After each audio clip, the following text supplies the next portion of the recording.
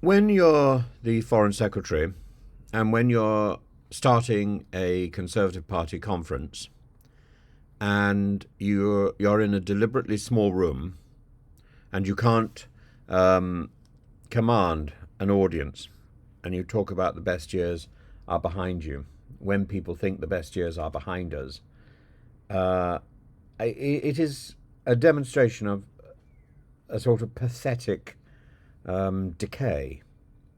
And yes, one shouldn't necessarily be judging a party by its empty seats, but surely the foreign secretary should be a a beacon for seat grabbing.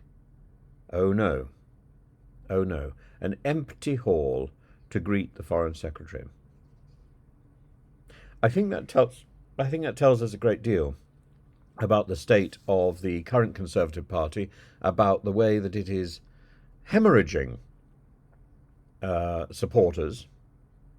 I know of, I can tell you immediately of at least 10 people that I personally know who have left the Conservative Party. I'm sure there are many more. And, and people are leaving not because the Conservative Party is um, in the doldrums, but because it's abandoning its principles. Whether people think that it's abandoning, quote, conservative principles uh, of tax cutting, or whether it's because people think that it's abandoning the moral principles, as I do, uh, it's being squashed, and there's very little left of it.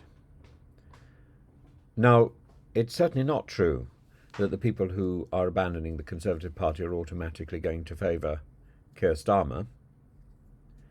Uh, but it is true that it's going to be very difficult to harness support while um, militantly clinging to the agenda that the current party promotes.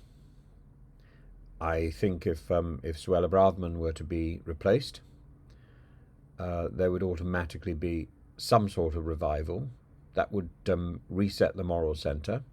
I think if some sort of certainty were to be delivered about HS2, and if there were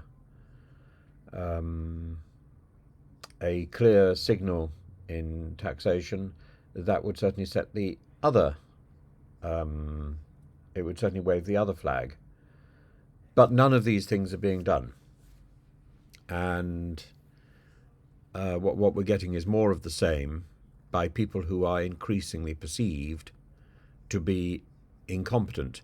I was roundly condemned yesterday in the comments section for calling people in the Conservative Party stupid and lazy. I don't believe I've called anyone stupid. I may have done.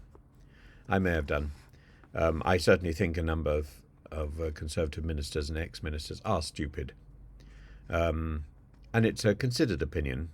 It's not just simply a mark of impulsive anger.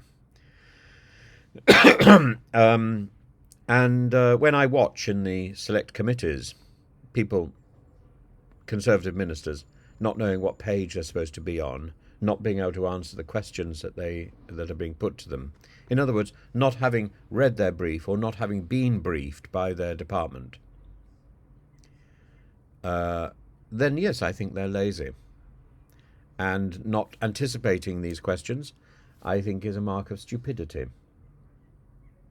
And being filmed for posterity in this position of inadequacy is not a mark of leadership. And to say that I'm criticizing people who have achieved something, they have achieved something by being elected. And how they got elected, God knows, because I wouldn't have voted for them. So there are a number of people who I think, genuinely, and I don't intend to take it back, who I think are stupid and lazy. And it's the second one that I consider significantly more pernicious than the first. There are many stupid people who have achieved success in power, but they have other qualities which they can bring as a rule. The mixture of stupidity and laziness is abhorrent. And there's actually quite a lot to be said for having a stupid person in power if they are relying on the system. But these are stupid people who are arrogant enough to think they know better and who also don't do the work. It's a perfect storm. I'm afraid it's not exclusive to the Conservative Party. It's something that has been driven up by the political classes in the last few years. So, yes, here we are. The Conservative Party. Empty. A ghost town.